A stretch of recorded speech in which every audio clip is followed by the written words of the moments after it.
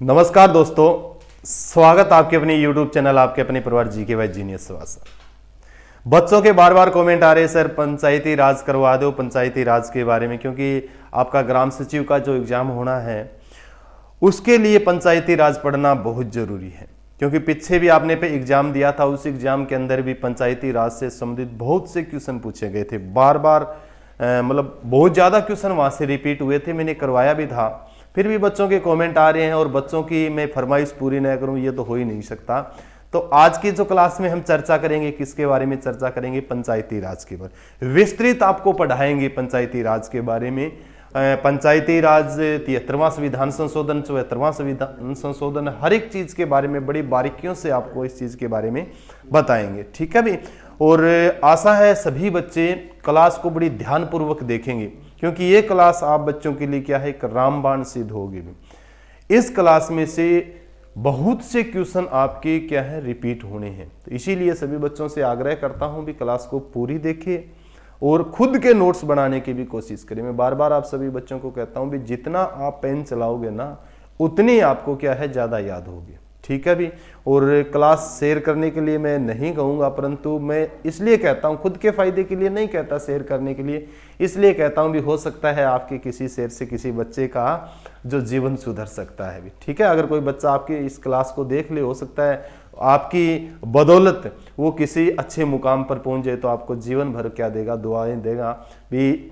उस भाई ने मेरे पास ये वीडियो शेयर की थी और उसी वीडियो में से 2 या 4 क्वेश्चन मेरे ठीक हो गए और मैं एक अच्छे मुकाम के ऊपर हूँ। तो चलो आज की क्लास का शुभारंभ करते हैं। बहुत अच्छी क्लास रहने वाली है, सभी बच्चे बड़े ध्यानपूर्वक देखें क्लास को भी। ठीक है। खुद के नोट्स बनाने की भी कोशिश करें। यानी पंचायती राज स्थानीय स्वशासन के बारे में, किसके बारे में चर्चा कर रहे हैं आज की क्लास में? पंचायती राज स्थानीय स्वशासन के बारे में हमें चर्चा कर रहे हैं। सबसे पहले तो आपको ध्यान होना चाहिए भी स्थानीय स्वशासन क्या है। मैं हमेशा आप बच्चों को कहता हूं भी जीके एक ऐसा विषय है, वाइड एरिया है, बहुत ज्यादा एरिया है। अगर आपको आज की जो मैं पंचायती राज के बारे में जो आपको बता रहा हूं ना, इसके बारे में आपने बेसिक सी जानकारी एकत्रित कर ली। अगर सपोज करो आप पोस्ट ग्रेजुएट कर रहे हो, एमए कर रहे हो पब्लिक एडमिनिस्ट्रेशन के अंदर, उसमें पंचायती राज से संबंधित 20 नंबर का अगर क्वेश्चन आ जाए तो आप बड़े ही शालीन तरीके से लिख सकते हो। तो ठीक है, चलो देखते हैं पंचायती राज स्थानीय स्वशासन के बारे में। स्थानीय स्वशासन सबसे पहले तो होता क्या है? स्थानीय लोगों का जो शासन होता है उसको हम किस नाम से जानते हैं? स्थानीय स्वशासन के नाम से। ठीक है भी। स्थानीय स्वशासन के नाम से उद्देश्य पूछा जाता है भी, इसके उद्देश्य क्या है? गांव को मजबूत एवं सक्षम बनाना। प्रमुख जो इसका उद्देश्य है पंचायती राज का, वो क्या है? गांव को मजबूत व सक्षम बनाना है। वह सत्ता का क्या करना है? विकेंद्रीकरण करना है। सत्ता का क्या करना है? विकेंद्रीकरण करना है। तो स्थानीय स्वशासन के बारे में अनेक विद्वानों की अलग अलग राय है, अलग अलग क्या दिए हुए, उनके विचार दिए हुए। सबसे पहले स्थानीय स्वशासन का अर्थ क्या होता है पता होना चाहिए। उसके बाद में आपको पता होना चाहिए भी इसके उद्देश्य क्या है। कोई भी चीज हम लेके चलते हैं तो उसका कोई टारगेट होता है, मोटो होता है, कोई पर्पज होता है, अर्थात उद्देश्य होता है भी किस उद्देश्य से इसको निर्माण किया जा रहा है। ठीक है। महात्मा गांधी के बारे में जैसे जिक्र करते हैं, महात्मा गांधी ने कहा था कि असली भारत जो है वो गांव में बसता है। भी कहां बसता है? असली जो भारत है वो गांव में बसता है। गांव का विकास ही लोगों का गांव का विकास होगा तभी किसका विकास होगा? भारत का विकास होगा। महात्मा गांधी ने बहुत बार इस बारे में सार्वजनिक रूप से भी कहा है भी असली जो भारत है ना वो आपका कहां पर बसता है? गांव में बसता है। गांव का ही विकास होगा तभी किसका होगा? भारत का विकास होगा। कई बार पूछे जा चुके हैं, ये क्वेश्चन भी आपका एसएससी के अंदर है, तो ध्यान करना। महात्मा गांधी ने पंचायती राज के बारे में क्या कहा था? उसके बाद में पंचायती राज का वर्णन जो है ना, अब ये नहीं कह सकते आप सब बच्चे भी पंचायती राज का वर्णन अंग्रेजों के बाद में हुआ था। अंग्रेजों के समय में जैसे हम लॉर्ड रिपन का जिक्र करते हैं भी, लॉर्ड रिपन जो भारत का एक वायसराय के रूप में आया था, तो उसी की देन है। ठीक है। क्योंकि लॉर्ड रिपन को स्थानीय स्वशासन का जनक जरूर कहा जाता है, परंतु स्थानीय स्वशासन अर्थात पंचायती राज है, ये अंग्रेजों के समय से या अभी 21वीं सदी का जैसे हम जिक्र कर रहे हैं उस समय से नहीं, प्राचीन काल से भी। हम जो वैदिक सभ्यता का जिक्र करते हैं, वैदिक सभ्यता के बाद के भी जितने जो वंश आए हैं, चाहे गुप्त वंश का जिक्र करते हैं, चाहे मौर्य वंश का जब हम जिक्र करते हैं, चाहे दिल्ली सल्तनत का जैसे हम जिक्र करते हैं, मुगल काल में पंचायती राज का कुछ पतन होने लग गया था। तो हर एक उसके बाद में जैसे जो और भी वंश है, वर्धन वंश के बारे में जिक्र करते हैं, वर्धन वंश में भी पंचायती राज के बारे में दिया हुआ। तो हर एक वंश में हमें पंचायती राज अर्थात स्थानीय स्वशासन के बारे में क्या मिलती है, जानकारी मिलती है। सबसे पहले आपको ध्यान हो, देखो पंचायती राज का वर्णन प्राचीन काल में भी मिलता है भी, ठीक है, जैसे वैदिक युग में भी, वैदिक जो युग है उस युग में भी पंचायतन शब्द का क्या मिलता है, उल्लेख मिलता है, जिसका अर्थ है एक आध्यात्मिक व्यक्ति सहित 5 व्यक्तियों का समूह। यानी जो वैदिक जो युग था, वैदिक काल का, जैसे मैं कई बार आप बच्चों को बताया भी है हिस्ट्री के अंदर, वैदिक युग जो है, वैदिक काल जो था आपका, खासकर हड़प्पा सभ्यता के पतन के बाद में एक नई सभ्यता का जो जन्म होता है, उस सभ्यता को किस नाम से जानते हैं, वैदिक सभ्यता या वैदिक युग के नाम से जानते हैं। 1500 ईस्वी से लेकर 600 ईस्वी तक का जो वैदिक काल जो था, उसमें आपका ऋग्वैदिक काल और उत्तर वैदिक काल जो आपने पढ़ा है, मैंने बहुत बार आप सब बच्चों को इसके बारे में पढ़ाया भी। तो वैदिक काल में जैसे जिक्र करते हैं, एक आध्यात्मिक व्यक्ति सहित 5 व्यक्तियों को जो समूह था, जिसको पंचायतन के नाम से जाना जाता है। आज भी हम बोलते हैं ना भी 5 आदमियों की जो पंचायत होती है, क्या होती है, पंचायत होती है। तो उसके भी हमें बारे में जानकारी मिलती है। उसके बाद में ऋग्वेद में भी स्थानीय सब इकाइयों के रूप में सभा, समिति और विदव का उल्लेख मिलता है। ऋग्वेद में भी देखो, विश्व की सबसे प्राचीन पुस्तक, विश्व की सबसे प्राचीन पांडुलिपि अगर कोई है तो आपकी ऋग्वेद है। ऋग्वेद में भी हमें जानकारी मिलती है किसके बारे में, पंचायती राज अर्थात स्थानीय स्वशासन के बारे में जानकारी मिलती है। रामायण के अध्ययन से याद होता है कि प्रशासन 2 भागों में पुर का अर्थ होता है नगर और जनपद ग्राम में विभाजित था। रामायण जो वाल्मीकि द्वारा रचित धार्मिक ग्रंथ जो है रामायण में भी हमें किसके बारे में जानकारी मिलती है, स्थानीय स्वशासन प्रशासन के बारे में जानकारी मिलती है। प्रशासन को 2 भागों में के 2 भाग बताए गए, उसमें पुर, एक तो पुर का अर्थ होता है नगर और दूसरा जो है जनपद। जनपद का अर्थ क्या होता है, ग्राम। ग्राम में क्या था, ये विभाजित था। तो महाभारत में भी जैसे हमें इस महाभारत में भी जानकारी मिलेगी, रामायण में भी इसके बारे में जानकारी मिलती है, ऋग्वेद में भी इसके बारे में जानकारी मिलती है और वैदिक युग का जैसे जिक्र करते हैं उसमें भी हमें जानकारी मिलती है। चलो नेक्स्ट बारे में जिक्र करते हैं। यानी महाभारत के अंदर भी किसके बारे में जानकारी मिलती है हमें, स्थानीय स्वशासन। महाभारत के शांति पर्व, मनुस्मृति और कौटिल्य के अर्थशास्त्र में भी ग्रामों को स्थानीय स्वशासन के बारे में जानकारी मिलती है। यानी महाभारत का जो शांति पर्व है, महाभारत मैंने कई बार आप बच्चों को बताया है, विश्व का सबसे बड़ा महाकाव्य जो है, विश्व का सबसे बड़ा एपिक जो आपका कौन सा है, वो महाभारत है। महर्षि वेदव्यास द्वारा रचित जो पुस्तक है उसमें भी हमें किस शांति पर्व जो उसका कौन सा पर्व है, शांति पर्व में इसके बारे में जानकारी मिलती है। मनुस्मृति कानून की जो प्राचीन पुस्तक के बारे में मनु महाराज द्वारा जो लिखी गई थी मनुस्मृति, उस मनुस्मृति में भी इसके बारे में हमें जानकारी मिलती है। इसके अलावा कौटिल्य का जो अर्थशास्त्र है, वेरी वेरी इंपॉर्टेंट क्वेश्चन है, सभी बच्चे हाईलाइट करना। नेक्स्ट एग्जाम के अंदर ग्राम सचिव में ये क्वेश्चन आपको जरूर मिलेगा, कौटिल्य की अर्थशास्त्र के बारे में। अर्थात पूछा जा सकता है अर्थशास्त्र किसकी रचना है या कौटिल्य द्वारा रचित पुस्तक कौन सी रहेगी, तो आपकी अर्थशास्त्र। मैंने जब इकोनॉमिक्स थोड़ी बहुत पढ़ाई आप बच्चों को ऑफलाइन, तो मैंने बताया भी है वर्तमान अर्थशास्त्र और कौटिल्य के अर्थशास्त्र में फर्क है। वो कौटिल्य का जो अर्थशास्त्र था उसमें हमें शासन कैसे चलाया जाता है, एक राजा शासन कैसे चलाता है उसके बारे में जानकारी मिलती है, प्रशासन के बारे में जानकारी मिलती है। परंतु वर्तमान जो अर्थशास्त्र है यानी एडम स्मिथ का जो अर्थशास्त्र है, ये अर्थशास्त्र, अर्थ मतलब होता है वित्त, वित्त का जो अध्ययन किया जाता है वो अर्थशास्त्र है। चलो समझने की बात है, समझना वो बात आपको।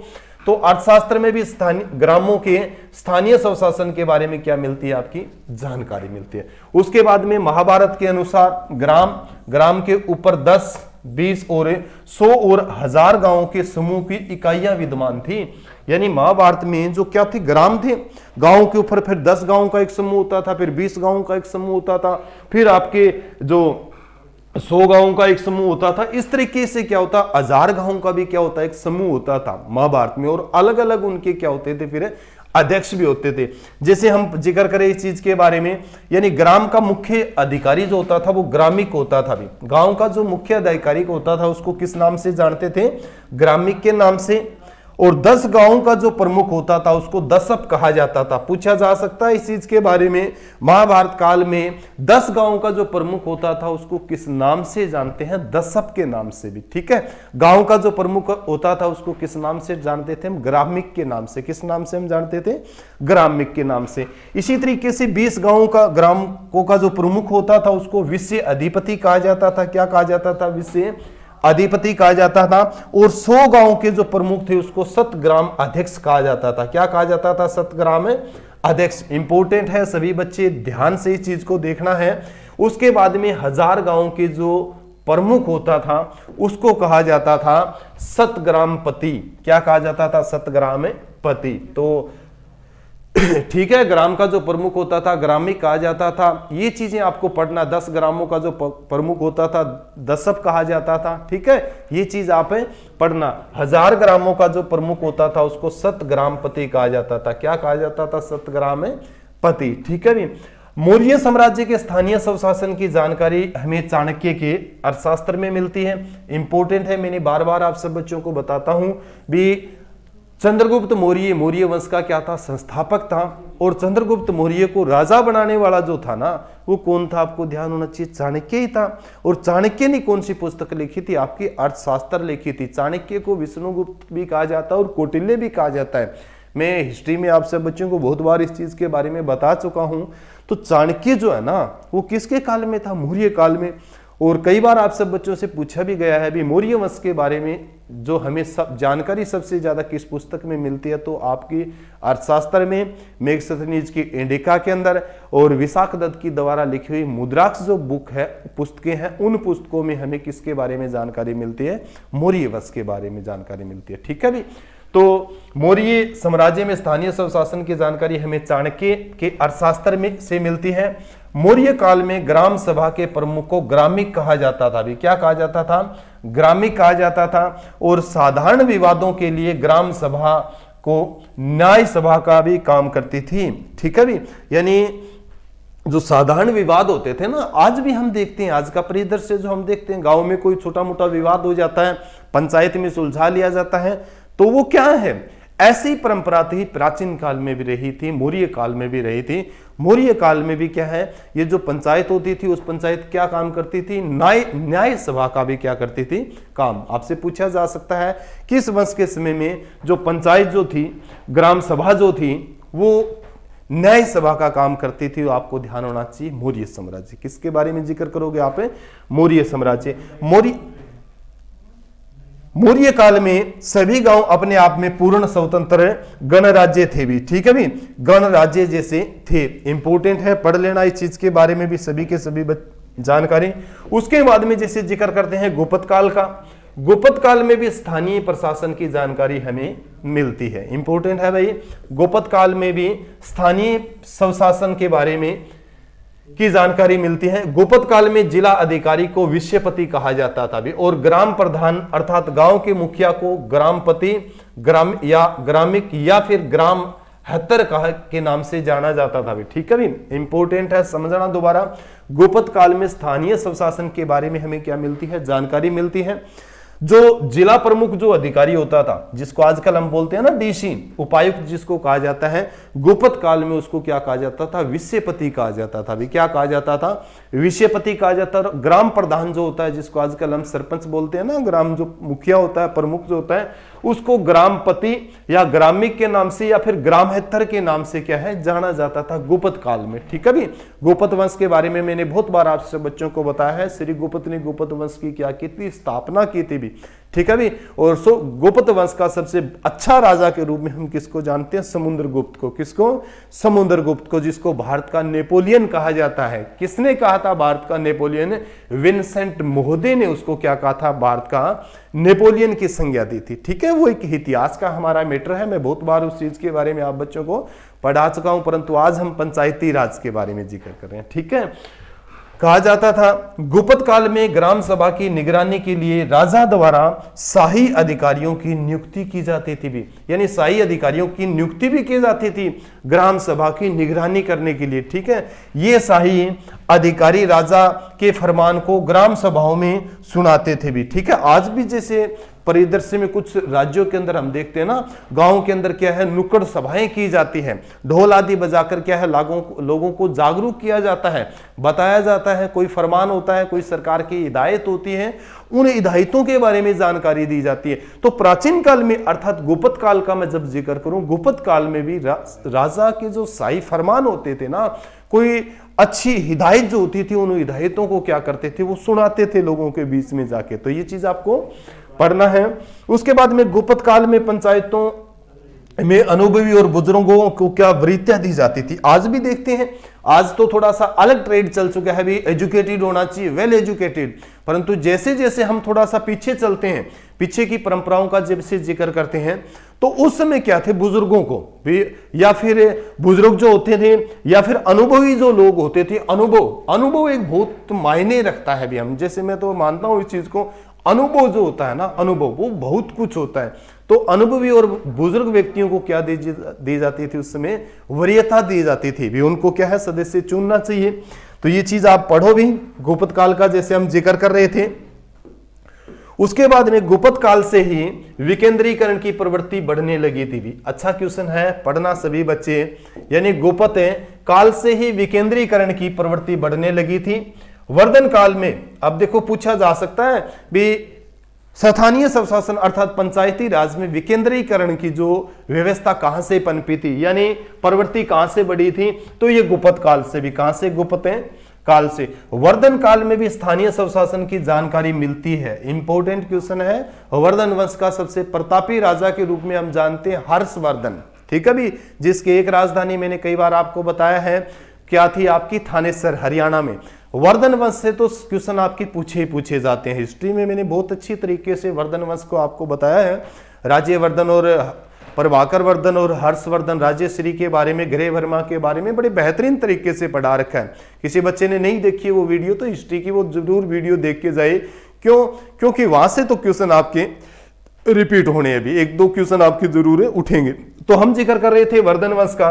वर्धन काल में भी स्थानीय स्वशासन की जानकारी मिलती है। वर्धन साम्राज्य कई प्रांतों में विभाजित था, जैसे भुक्ति, विषय, पठक और ग्राम। मतलब आज का जो परिदृश्य देखते हैं ना, वही परिदृश्य हमें कब देखने को मिलता है, वर्धन वंश के बारे में। कब मिलता है? वर्धन, यानी भुक्ति कहा जाता था। एक तो क्या होती थी भुक्ति, जो आज का हमारा स्टेट है ना, जिसको राज्य कहते हैं, वर्धन वंश में उससे, वर्धन काल में उससे क्या कहा जाता था, भुक्ति कहा जाता था। और इसका जो प्रमुख होता था उसको उपरिक या फिर राष्ट्रीय कहा जाता था। क्या कहा जाता था? उपरिक या राष्ट्रीय। भुक्ति के नीचे फिर क्या होता था? विषय होता था, जिसको किस नाम से जाना जाता है, जिला के नाम से। इसका जो प्रमुख होता था वो विषयपति होता था। भी क्या होता था? विषयपति होता था। इंपॉर्टेंट है। उसके बाद में पठक जो था, पटक, ठीक है, ये जी जानकारी आपको थोड़ा सा पढ़ना है। इस चीज के बारे में मैं रिवीजन करवा देता हूं। यानी जो वर्धन वंश था, वर्धन वंश में जो भुक्ति था उसको राज्य कहा जाता था। इसका प्रमुख जो होता था वो उपरिक या राष्ट्रीय होता था। विषय क्या होता था? जिला, यानी राज्य के नीचे कौन सा होता था? फिर जिला, जिले के नीचे फिर तहसील, और तहसील के नीचे फिर क्या होते थे? आपके ग्राम। जो आज का परिदृश्य देखते हैं, वर्तमान स्थिति जो हम भारत की देखते हैं, ऐसी तो है। तो राज्य जो था उसको भुक्ति कहा जाता था। विषय जो जिला था उसको विषय कहा जाता था, इसका प्रमुख विषयपति। और वर्तमान में जिला प्रमुख क्या होता है? उपायुक्त होता है, डीसी जिसको कहते हैं भी, ठीक है। ये जानकारी आपको पढ़ना है। पठक जो है उसको कहा जाता था तहसील, यानी आज की जो तहसील है उसको वर्धन काल में पठक कहा जाता था। और इसका जो प्रमुख होता था वो पठकपति। क्या होता था? पठकपति। आजकल तहसीलदार होता है, जैसे हम पढ़ते हैं इस चीज के बारे में। ग्राम जो है ये शासन की सबसे छोटी इकाई होती है। आज भी तो शासन की सबसे छोटी इकाई ग्राम ही है। और वर्धन वंश में भी शासन की जो सबसे छोटी इकाई थी वो कौन सी थी? ग्राम ही तो थी, ग्राम थी। इसका जो प्रमुख जो होता था ना उसको कहते थे ग्रामणी या फिर ग्राम अक्ष पटलिक। ग्राम अक्ष पटलिक के नाम से जाना जाता। तो ये हम जिक्र कर रहे थे किस वंश के बारे में? वर्धन वंश के बारे में। किसके बारे में? वर्धन वंश। पढ़ना बहुत इंपॉर्टेंट है सभी बच्चे। उसके बाद में जैसे जिक्र करते हैं प्राचीन काल में चोल साम्राज्य का स्थानीय प्रशासन सबसे अच्छा था भी, इंपॉर्टेंट है, पूछा जा सकता है। प्राचीन काल में चोल साम्राज्य का स्थानीय प्रशासन है सबसे अच्छा माना जाता है भी, ठीक है। और एक चीज मैं बता देता हूं सभी बच्चों को, एक हमारा टेलीग्राम चैनल है GK by genius Subhash sir नाम से, यानी GK by genius Subhash sir नाम से, ठीक है भी, सुभाष सर नाम से हमारा टेलीग्राम चैनल है। इस टेलीग्राम चैनल को भी जरूर ज्वाइन करना, ठीक है, क्योंकि जनवरी 2020 से लेके नवंबर 2021 तक की हरियाणा करंट अफेयर की क्लासें जो है आपको यहां पर मिलेगी। और हाल ही में जो आपके एग्जाम हुए हैं HSSC के द्वारा, जो 2-3 एग्जाम लिए गए, उसमें कम से कम 25 से 30 क्वेश्चन आपके हरियाणा करंट अफेयर से जो पूछे गए थे वो अपनी करंट अफेयर में से पूछे गए। तो वहां से करंट अफेयर आप डाउनलोड करके पढ़ सकते हो भी, ज्यादा से ज्यादा पढ़ना चाहिए, ठीक है, ताकि आप एक अच्छा मुकाम हासिल कर सकते हो। और कोई जानकारी चाहिए तो आप 97-287-287-83-400 ये ब्रिजपाल सर का नंबर है, इस नंबर पर भी क्या कर सकते हो, आप संपर्क कर सकते हो। चलो क्लास जारी रखते हैं। तो प्राचीन काल में चोल साम्राज्य का स्थानीय प्रशासन सबसे अच्छा माना जाता था, ठीक है, दक्षिणी भारत में था। चोल साम्राज्य का जब हम जिक्र करते हैं ना, मैंने पढ़ाए थे जैसे दक्षिणी भारत के जो वंश जो पढ़ाए थे, तो चोल साम्राज्य जो है, चोल साम्राज्य का प्रशासन सबसे क्या है, अच्छा माना जाता था। मध्यकाल में भी स्थानीय स्वशासन की जानकारी मिलती है, परंतु महिलाओं की भागीदारी का कोई उल्लेख नहीं मिलता। मध्यकाल जो है ना, मध्यकाल में भी हमें स्थानीय स्वशासन के बारे में जानकारी मिलती है, परंतु महिलाओं की भागीदारी के बारे में हमें कोई जानकारी नहीं मिलती भी, ठीक है भी, ये जानकारी पढ़ो। उसके बाद में सल्तनत काल में, सल्तनत काल मैंने कई बार आपको बताया है 1526 से लेके आप 1206 से लेके 1526 तक का जो वंश काल है वो आपका कौन सा काल है, दिल्ली सल्तनत काल है। तो सल्तनत काल के दौरान दिल्ली के सुल्तानों ने अपने राज्य को प्रांतों में विभाजित किया था भी, यानी दिल्ली के जो सुल्तान थे ना दिल्ली सल्तनत के अंतर्गत, उन्होंने अपने राज्य को क्या कर दिया था, प्रांतों में विभाजित कर दिया था, जिसको विलायत कहा जाता था, जिन्हें क्या कहा जाता था, विलायत के नाम से जाना जाता था। और विलायत जिसे इकदा के नाम से भी जाना जाता था, इकदार जैसे पढ़ते हैं ना, विलायत को ही हम क्या कहते थे, इकदा कहते थे। ये जानकारी भी आपको होना चाहिए, ठीक है। इकदाओं को फिर सिक्कों, अब देखो इकदा क्या होता था, इकदा अर्थात विलायत एक राज्य होता था। आज का हम परिदृश्य देखते हैं ना, जिसको हम स्टेट के नाम से जानते हैं भी, जो स्टेट है उसे ही आपका इकदा या विलायत कहा जाता था। किस समय कहा जाता था, यह आपको ध्यान होना चाहिए, दिल्ली सल्तनत के समय में, दिल्ली सल्तनत। अब विलायत और इकदा को फिर आगे बांटा गया था, किस में बांटा गया था, सिक्कों में। किस में बांटा गया था, सिक्कों के अंदर, पढ़ना। यानी इकदाओं को सिक्कों अर्थात जिलों में विभाजित किया गया था, और सिख का मुखिया जो होता था वो सिकदार होता था भी, सिख का जो प्रमुख जो होता था उसको सिकदार कहा जाता था। आज जो हम क्या बोलते हैं, डीसी कहते हैं भी। अब वही बात आपकी घूम फिर के आ रही है। पूछा जा सकता है आज का जो उपायुक्त है उसको वर्धन वंश में किस नाम से जानते थे, विषयपति के नाम से। और फिर पूछिए आपसे दिल्ली सल्तनत का जैसे जिक्र करना शुरू कर दे, दिल्ली सल्तनत में उसको किस नाम से जानते, तो सिकदार के नाम से। सिक्का होता था दिल्ली सल्तनत के समय जिला, और उसके प्रमुख को किस नाम से जानते थे, सिकदार के नाम से। पढ़ना अच्छा है, सिकदार के नाम से कहलाता था। सिख के नीचे प्रशासन की इकाई जो थी वो परगना थी भी, क्या थी, परगना। यानी जिले के नीचे हमने जैसे वर्धन वंश में पढ़ा था भी, तहसील होती है, पठक है, पठक को तहसील कहा जाता था, तहसील जो है। उसके बाद में दिल्ली सल्तनत में परगना क्या कहा जाता था, परगना। परगना थी जिसे कई गांव सम्मिलित होते थे भी, ठीक है। परगना के मुखिया को आमिल कहा जाता था। याद करना, बहुत बार ये क्वेश्चन रिपीट हो चुका है। वैसे जैसे पब्लिक सर्विस कमीशन का जिक्र करें ना, हर एक स्टेट की, एसपीएससी जैसे हरियाणा पब्लिक सर्विस कमीशन है, इसमें ये क्वेश्चन कई बार रिपीट हो चुका है। भी परगना के प्रमुख को किस नाम से जाना जाता था, आमिल कहा जाता था। क्या कहा जाता था, आमिल, ठीक है। चलो पढ़ते हैं आगे। इसके गांव के प्रशासन आमिल कहा जाता था। ग्राम प्रशासन की सबसे छोटी इकाई थी भी। यहीं पर भी गांव प्रशासन की सबसे छोटी इकाई थी भी। गांव अर्थात ग्राम है ना, वो प्रशासन की क्या थी, सबसे छोटी इकाई थी। गांव का शासन कार्य चलाने के लिए गांव के प्रमुख अधिकारियों में पटवारी, खूंट, मुकद्दम और चौधरी प्रमुख थे भी। क्या थे, चौधरी प्रमुख थे गांव को प्रशासन को चलाने के लिए। ठीक है, दिल्ली सल्तनत का हम जिक्र करें, इनका मुख्य कार्य गांव में शांति व्यवस्था स्थापित करना तथा शासन को लगान वसूलने में मदद करवाना था। शांति व्यवस्था स्थापित करना और सरकार को कर राजस्व अर्थात लगान वसूल करने में सहायता प्रदान करना था। ठीक है, ये चीज आप पढ़ोगे इस चीज के बारे में। मुगल काल में स्वशासन पर अधिक ध्यान नहीं दिया गया। यह काल ग्राम पंचायतों के पतन के लिए जाना जाता है। मैं पहले ही बता चुका हूं इस चीज के बारे में भी। जो स्वशासन जो है आपका, स्थानीय स्वशासन या स्वशासन जो है, उसके बारे में मुगल काल में ज्यादा ध्यान नहीं दिया गया था और ग्राम पंचायतों के पतन का क्या है, शासन काल माना जाता है मुगल काल को। ठीक है भी, मुगल काल मैंने आपको बताया ही है।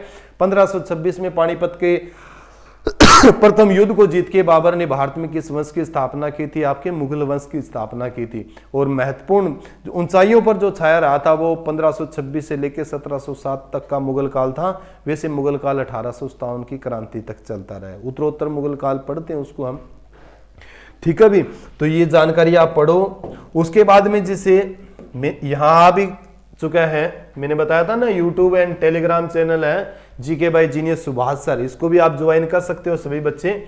उसके बाद में ब्रिटिश काल में, अब मुगलों के बाद देखो, उत्तरोत्तर मुगल काल के बाद में तो भारत में धीरे धीरे पूरे के पूरे भारत में किसने पांव पसार लिए थे, अंग्रेजों ने पांव पसार लिए थे, ब्रिटिश ईस्ट इंडिया कंपनी ने पांव पसार लिए थे। तो ब्रिटिश काल में भी स्थानीय स्वशासन के लिए किए गए प्रयास भी, ठीक है भी, क्या प्रयास किए गए थे, 1793 का चार्टर अधिनियम, ठीक है, अंग्रेज लेके आए थे ये। 1864 का लॉर्ड मेयो अधिनियम, 1882 में लॉर्ड रिपन, 1919 में मॉन्टेगू चेम्सफोर्ड, 1935 में भारतीय शासन अधिनियम और 1864 में भारत सरकार के, ठीक है भी, ये जानकारी आपको पढ़ना है। 1793 का चार्टर अधिनियम, 1864 का लॉर्ड मेयो, 1882 का लॉर्ड रिपन, 1919 का मॉन्टेगू चेम्सफोर्ड और 1935 का भारत शासन अधिनियम आपको पढ़ना है। ये क्या है, स्वशासन से संबंधित ब्रिटिश काल में आई हुई क्या थे, अधिनियम थे। 1864 में, अब ये जानकारी आपके लिए बहुत महत्वपूर्ण है अभी, 1864 में भारत सरकार के एक प्रस्ताव के द्वारा स्थानीय स्वशासन को मान्यता प्रदान किया गया तथा 1870 में लॉर्ड मेयो ने पंचायतों के कार्यात्मक व वित्तीय स्वायत्ता प्रदान की। यानी लॉर्ड मेयो के समय में पंचायतों को कार्यात्मक व वित्तीय स्वायत्ता क्या कर दी गई थी, प्रदान कर दी गई थी भी। ये जानकारी बहुत महत्वपूर्ण है। उसके बाद में 1882 में तत्कालिक वायसराय लॉर्ड रिपन, मैंने कई बार आपको बताया है, और खास करके जो भी बच्चे बीए करते हैं उसमें पास होती है एक पब्लिक एडमिनिस्ट्रेशन, लोक प्रशासन, तो ये क्वेश्चन हमेशा 1 नंबर का क्वेश्चन आपका पूछा जाता है। भारत में स्थानीय स्वशासन का जनक किसे कहा जाता है, लॉर्ड रिपन को। किसको कहा जाता है, लॉर्ड रिपन को। तो 1882 में तत्कालिक वायसराय लॉर्ड रिपन ने स्थानीय स्वशासन के लिए एक प्रस्ताव पारित किया। स्थानीय स्वशासन के लिए क्या किया, एक प्रस्ताव पारित किया, जिसकी द्वारा पूरे देश में उपखंड अथवा तालुका बोर्ड तथा जिला बोर्ड स्थापित करने का सुझाव दिया गया। इस प्रस्ताव को स्थानीय स्वशासन का मेग्ना कार्टा कहा जाता है। वेरी वेरी इंपोर्टेंट, स्थानीय स्वशासन का मेग्ना कार्टा किसे कहा जाता है, इस तरीके से भी आपका क्वेश्चन पूछा जा सकता है। तो ध्यान होना चाहिए, लॉर्ड रिपन के द्वारा स्थानीय स्वशासन के लिए एक प्रस्ताव पारित जो किया था ना, ठीक है, इसी प्रस्ताव को क्या कहा जाता है, स्थानीय स्वशासन या स्वशासन की संस्थाओं का मेग्ना कार्टा कहा जाता है। और इसी के आधार पर ही भारत में स्थानीय स्वशासन का जनक कहा जाता है लॉर्ड रिपन को भी। किसको कहा जाता है, लॉर्ड रिपन को। जयवीर डिस्टर्ब तो नहीं हो रहे हो भाई, ठीक है। भारत में स्थानीय स्वशासन का जनक लॉर्ड रिपन को ही कहा जाता है, क्योंकि 1882 में स्थानीय स्वशासन से संबंधित प्रस्ताव इन्हीं के द्वारा दिया गया था। ठीक है भी, इंपोर्टेंट है, स्थानीय स्वशासन का जो जनक कहा जाता है लॉर्ड रिपन को कहा जाता है। और ये वही लॉर्ड रिपन है जिसको मैंने कई बार आपको बताया है जैसे फ्लोरेंस नाइटिंगेल जो थी ना, फ्लोरेंस नाइटिंगेल ने भारत का उदारक की संज्ञा दी थी, किसको? लॉर्ड रिपन को भी। बहुत इंपॉर्टेंट क्वेश्चन है, कई बार क्वेश्चन पूछा गया है भी भारत का उदारक की संज्ञा लॉर्ड रिपन को किसने दी थी? तो ये दी थी फ्लोरेंस नाइटिंगेल। ये फ्लोरेंस नाइटिंगेल कौन है? तो फ्लोरेंस नाइटिंगेल आधुनिक भारत में आधुनिक नर्सिंग की जन्मदाता है। जब भी कई हॉस्पिटलों के अंदर, बड़े बड़े हॉस्पिटलों में अंदर हम जाते हैं तो एक लेडीज की फोटो हमें दिखाई देती है लैंप लिए हुए, तो आपको ध्यान होना चाहिए वो लैंप यानी लेडी विद लैंप अर्थात दिया ली हुई जो एक महिला है वो कौन है? आपकी फ्लोरेंस नाइटिंगेल है, जिसने लॉर्ड रिपन को भारत की उदारक की संज्ञा दी थी। ठीक है, ऐसी चीजें आप पढ़ा करो सभी बच्चे। भारतीय स्वशासन, स्थानीय स्वशासन का शिल्पी बलवंत राय मेहता को कहा जाता है। अब देखो, शिल्पी शिल्पकार में और जनक में फर्क है भी। ठीक है भी, ये आपको समझना है। जनक पूछे भी भारतीय स्वशासन का जन्म, स्थानीय स्वशासन का जनक कौन है? तो लॉर्ड रिपन है। अगर आपसे पूछे भी स्थानीय स्वशासन का शिल्पी कौन है, तो शिल्पी आपको ध्यान होना चाहिए बलवंत राय मेहता। और पहले जो ग्राम सचिव का पेपर रद्द हुआ था, उस ग्राम सचिव के पेपर के अंदर ये क्वेश्चन आपका पूछा हुआ था भी, और हमने ही करवाया था, किसी ने क्वेश्चन नहीं करवा रखा था पीछे पंचायती राज के बारे में भी। पंचायती राज का शिल्पकार किसे कहा जाता है? शिल्पी किसे कहा जाता है? बलवंत राय मेहता को कहा जाता है। बृजपाल बहुत ही कहीं से ढूंढ के लाए थे और बृजपाल सर के पेपर में ये क्वेश्चन आया हुआ था। ठीक है भी, तो शिल्पी कहा जाता है बलवंत राय मेहता को। लॉर्ड रिपन के कार्यकाल 1880 से 84 को स्थानीय स्वशासन का स्वर्ण काल कहा जाता है। अगर आपसे पूछे भी स्थानीय स्वशासन का स्वर्ण काल किस समय को कहा जाता है, तो लॉर्ड रिपन के समय में 1880 से लेकर 84 ईस्वी तक का जो समय है उसको स्थानीय स्वशासन का स्वर्ण काल कहा जाता है। क्या कहा जाता है? स्वर्ण काल में। चलो नेक्स्ट जिक्र करते हैं। स्थानीय स्वशासी संस्थाओं की स्थिति की जांच करने के लिए इंपॉर्टेंट है, स्थानीय स्वायत्तशासी संस्थाओं की स्थिति की जांच करने के लिए वर्ष 1907 में CEH हब हाउस की अध्यक्षता में राजकीय विकेंद्रीकरण आयोग, शाही आयोग का गठन किया गया। इस आयोग ने स्वायत्त संस्थाओं के विकास पर बल दिया भी। स्वायत्त संस्थाओं के विकास पर क्या दिया? बल दिया। पढ़ लेना, पूछा जा सकता है। CEH हब हाउस की अध्यक्षता में क्या है? राजकीय विकेंद्रीकरण आयोग अर्थात शाही आयोग का क्या किया गया था? गठन किया गया था। 1919 से मॉन्टेगू चेम्सफोर्ड सुधार अधिनियम द्वारा स्थानीय स्वशासन के बारे में स्पष्ट प्रावधान किया गया। इस अधिनियम द्वारा द्वैध शासन प्रणाली स्थापित कर स्थानीय स्वशासन को हस्तांतरित विषय के तहत रखा गया। ठीक है भी, तो ये भी आपसे पूछा जा सकता है।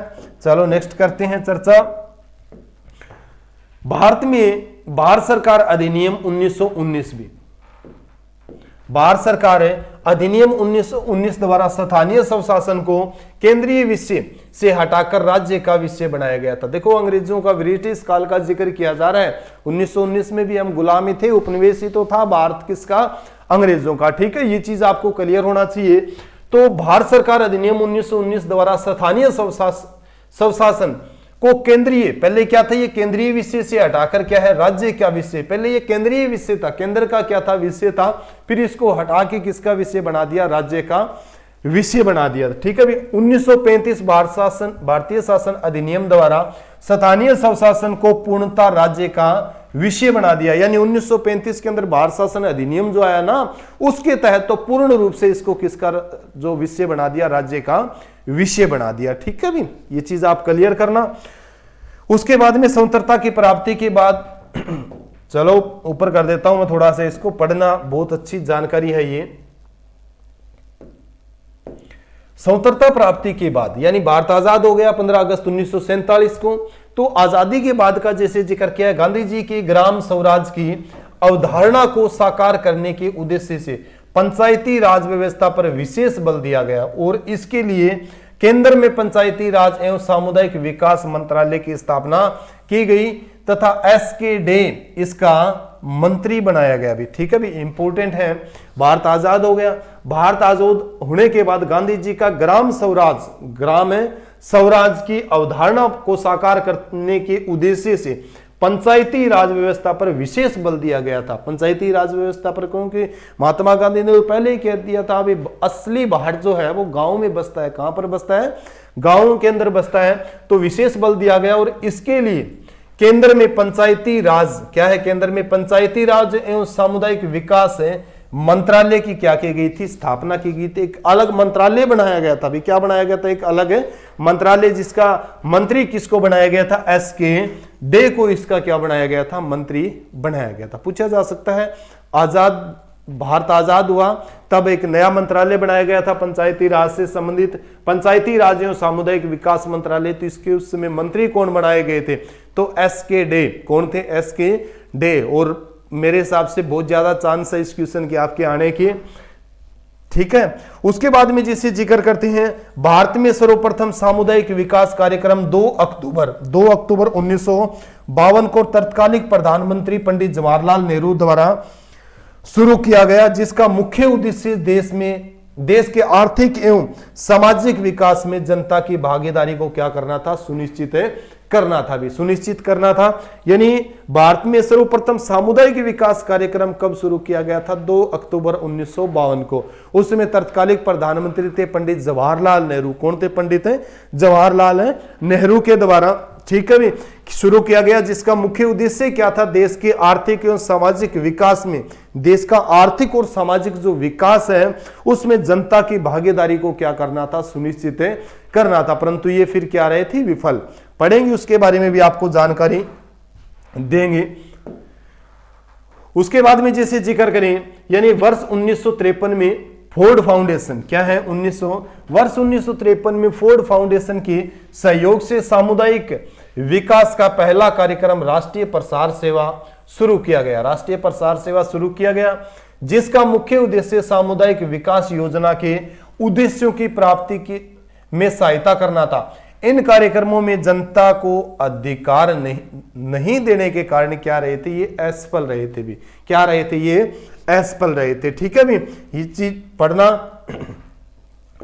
उसके बाद में जैसे जिक्र करते हैं, पंचायती राज को सफल बनाने के लिए कमेटियों का गठन किया गया था। बहुत बहुत इंपॉर्टेंट है, सबसे ज्यादा इंपॉर्टेंट है।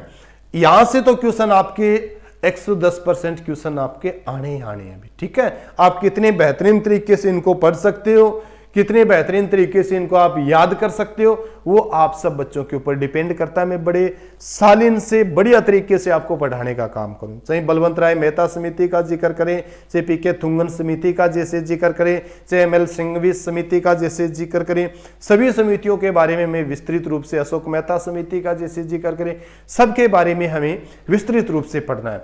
सबसे पहले पंचायती राज को सफल बनाने के लिए कमेटियों का गठन किया गया, जो इस प्रकार है भी, जो इस प्रकार है। सबसे पहली कमेटी जो थी आपकी बलवंत राय मेहता समिति थी भी, बलवंत राय मेहता समिति थी। कुछ बच्चे ऐसे कंफ्यूज हो जाते हैं कई बारी, जैसे बलवंत राय मेहता समिति, इसका गठन जो हुआ था 1956 में, परंतु इसने रिपोर्ट जो दी थी 1957 में दी थी। अब बच्चे कई बारी कंफ्यूज हो जाते हैं, 56 है 57 है, क्या है। मैंने आपको हमेशा कहा है भी हमें ऐसा नहीं पढ़ना एक तोते की तरह रट नहीं लगानी है, रटना कुछ नहीं है। शांत मन शांत चित्त के साथ क्या करना है? पढ़ना है, और शांत मन और शांत चित्त के साथ एग्जाम देने के लिए जाना है। मैंने हमेशा आप सब बच्चों को कहा है, अरस्तु सुकरात जैसे व्यक्तियों ने भी कहा है भी भगवान परीक्षा किसी के ना ले भी। ये एग्जाम जो फोबिया होता है, परीक्षा का जो डर होता है ना, ये हमें कुछ आ रहा है ना उसको ही बुला देता है, और हम जो आता है भी हाँ ये ठीक है, उसको ही हम गलत कर देते हैं। क्यों? एग्जाम फोबिया के कारण, परीक्षा के डर के कारण। तो परीक्षा देने जब भी सभी बच्चे जाओ, आप शांत चित्त शांत मन के साथ जाएं भी, ठीक है। और जब भी आप पढ़ो, कोई तैयारी भी किसी तरीके से करो, तो तोते की तरह रटना नहीं है, किसी चीज को समझना है भी क्या चीज है, ये भी क्या चीज है। मैं ये नहीं कहता रोज आप 10 विषय पढ़ो, हो सकता आप एक ही विषय पढ़ो एक दिन में, परंतु वो विषय भी आपका क्या होता आना चाहिए? बढ़िया तरीके से अच्छा कंठस्थ हो जाना चाहिए, और ज्यादा से ज्यादा बच्चों को आप एक्सप्लेन किया करो। चलो, हम जिक्र कर रहे थे बलवंत राय मेहता समिति, गठन हुआ था 1957 में, और रिपोर्ट पेश की थी 1957 में। कब की थी? 1957 के अंदर रिपोर्ट पेश की थी। इसका गठन सामुदायिक विकास कार्यक्रम के असफल होने के बाद पंचायती राज व्यवस्था को मजबूती प्रदान करने के लिए किया गया था। क्यों किया गया था बलवंत राय मेहता समिति का गठन? इसलिए किया गया था क्योंकि सामुदायिक विकास जो कार्यक्रम था वो असफल हो गया था। क्या हो गया था? वो असफल हो गया था। होने के बाद पंचायती राज व्यवस्था को मजबूती प्रदान करने के लिए इसका गठन किया गया था। यह चीज आपको पढ़ना है। और बहुत सी इसने अवधारणाएं दी जिनको माना भी गया था। ठीक है भी। इस समिति ने स्थानीय स्वशासन हेतु, देखो इस समिति ने स्थानीय स्वशासन हेतु गांव से लेकर जिला स्तर तक त्रिस्तरीय पंचायती राज व्यवस्था का सुझाव दिया था भी। ठीक है, त्रिस्तरीय पंचायती राज व्यवस्था का सुझाव दिया गया था और इस सुझाव को मान लिया गया था भी। इस सुझाव को क्या कर लिया गया था? मान लिया गया था। और आज का परिदृश्य देखिए, आज की जो व्यवस्था अगर हम देखते हैं तो इसी के ऊपर चल रही है भी। किसके ऊपर चल रही है? इसी चीज पर चल रही है। ठीक है भी। तो इस समिति ने स्थानीय स्वशासन हेतु गांव से लेकर जिला स्तर तक त्रिस्तरीय पंचायती राज व्यवस्था का सुझाव दिया, जो इस प्रकार है। ग्राम स्तर पर ग्राम पंचायत होगी। आज भी देखते हैं ग्राम स्तर पर ग्राम पंचायत होती है। खंड या ब्लॉक स्तर पर पंचायत समिति होती है। और जिला स्तर पर क्या होती है? जिला परिषद होती है। जिला स्तर पर क्या होती है? जिला परिषद होती है। इसी त्रिस्तरीय पंचायती राज व्यवस्था को मेहता समिति ने लोकतांत्रिक विकेंद्रीकरण का नाम दिया था भी। ठीक है भी। यानी इसी त्रिस्तरीय पंचायती राज व्यवस्था को मेहता समिति ने लोकतांत्रिक विकेंद्रीकरण का क्या दिया है? नाम दिया गया है। ठीक है भी। तो पढ़ना अच्छा है। उसकी और जानकारी होनी चाहिए भी। पूछे जाएंगे आपके यहां से क्वेश्चन जो है। उसके बाद में जैसे जिक्र करते हैं 12 जनवरी 1958 को राष्ट्रीय विकास परिषद एनडीसी ने त्रिस्तरीय पंचायती राज व्यवस्था को राज्यों में लागू करने के लिए मंजूरी दे दी। ठीक है भी। जो राष्ट्रीय विकास परिषद जो होती है ना, अब देखो 12 जनवरी 1958 का जैसे जिक्र करते हैं, 12 जनवरी 1958 को राष्ट्रीय विकास परिषद ने इसके ऊपर क्या लगा दी थी? मोहर लगा दी थी। मैं बार बार आप सब बच्चों को बताता हूं, राष्ट्रीय विकास परिषद का जो अध्यक्ष होता है वो प्रधानमंत्री होता है। योजना आयोग का अध्यक्ष भी प्रधानमंत्री होता है, जिसको आजकल योजना आयोग को हमने नीति आयोग बना दिया। नीति आयोग का जो अध्यक्ष प्रधानमंत्री होता है। राष्ट्रीय जल आयोग का अध्यक्ष भी प्रधानमंत्री होता है। जब भी कोई योजना बनती है ना, जब भी कोई किसी तरह की जो कमेटियां बनती है, किसी भी तरह का जो सुझाव दिया जाता है राष्ट्रीय स्तर का, उस सुझाव को कौन जो मंजूरी देता है? वो एनडीसी, नेशनल जो डेवलपमेंट काउंसिल जो है, राष्ट्रीय विकास परिषद है, वो अंतिम उसके ऊपर मोहर लगाते हैं। मोहर लगने के बाद में क्या हो जाती है? वो लागू हो जाती है। तो यही आपको बहुत बार पूछा जाता है। राष्ट्रीय विकास परिषद ने त्रिस्तरीय पंचायती राज व्यवस्था को राज्यों में लागू करने के लिए मंजूरी दी। इस प्रकार त्रिस्तरीय पंचायती राज के आधार पर ही भारत में सबसे पहले पंचायती राज 2 अक्टूबर 1959 को राजस्थान के नागौर जिले के बगदरी गांव में तत्कालीन प्रधानमंत्री जवाहरलाल नेहरू द्वारा शुरू किया था। सैकड़ों क्या हजारों बार ये क्वेश्चन आपका रिपीट हो चुका है। HSSC के अंदर, रेलवे में लो आप, NTPC के अंदर आप लो, मतलब स्टेट की अगर परीक्षाओं का हम जिक्र करते हैं, उन परीक्षाओं के अंदर भी ये आपका क्वेश्चन पूछा जा चुका है। अभी भारत में सबसे पहले पंचायती राज लागू कब हुआ? 2 अक्टूबर 1959 को। किस राज्य के अंदर लागू हुआ? राजस्थान के किस जिले में? नागौर जिले में। किस गांव का अगर हम जिक्र करें तो बगदरी गांव के अंदर। और उस समय प्रधानमंत्री कौन थे? तो पंडित जवाहरलाल नेहरू। कौन थे? पंडित जवाहरलाल नेहरू। ऐसी चीजें पढ़ सकते हो आप, कोई दिक्कत वाली बात तो नहीं है भाई। और आपको अगर कोई दिक्कत लगे तो अलग बात है भाई। उसके बाद में जिसे जिक्र करते हैं, इसके बाद 11 अक्टूबर, देखो 2 अक्टूबर के बाद 9 दिन बाद ही आंध्र प्रदेश में लागू होता है। इसके बाद 11 अक्टूबर 1959 को पंचायती राज की शुरुआत आंध्र प्रदेश राज्य में की गई भी। ठीक है भी। इसीलिए बलवंत राय मेहता को भारत के पंचायती राज का शिल्पी अर्थात वास्तुकार कहा जाता है। मैंने बताया था ना, जब लॉर्ड रिपन का जनक का मैं जिक्र कर रहा था, उसमें शिल्पी वास्तुकार का जैसे जिक्र किया था। इसीलिए बलवंत राय मेहता को भारत के पंचायती राज का क्या कहा जाता है? शिल्पी अर्थात वास्तुकार कहा जाता है। ठीक है भी। अब दूसरी कमेटी आ गई है भी। ठीक है, पहले बलवंत राय मेहता कमेटी बड़ी महत्वपूर्ण कमेटी है आपकी। अशोक मेहता समिति है भी, कौन सी है आपकी? अशोक मेहता समिति भी। ठीक है भी। गठन हुआ था इसका सितंबर 1977 को। कब गठन हुआ था? सितंबर 1977 को। रिपोर्ट पेश की थी इसने अगस्त 1978 को। अब देखो बलवंत राय मेहता ने त्रिस्तरीय पंचायती राज के बारे में जो बताया था, परंतु इसने अशोक मेहता समिति ने 2 स्तर बताए थे। क्या बताए थे? 2 स्तर। इस समिति ने द्विस्तरीय पंचायती राज व्यवस्था को बनाने का सुझाव दिया था, जो इस प्रकार है। जिला स्तर पर तो रहेगी जिला परिषद वही, और मंडल स्तर पर आपकी मंडल पंचायत है। इस समिति के सुझाव को अस्वीकार कर दिया था। अभी इस समिति का जो सुझाव था, उस सुझाव को क्या कर दिया था? अस्वीकार कर दिया था। कौन सी परंपरा चल रही थी? वही आपकी बलवंत राय मेहता वाली त्रिस्तरीय। ठीक है भी।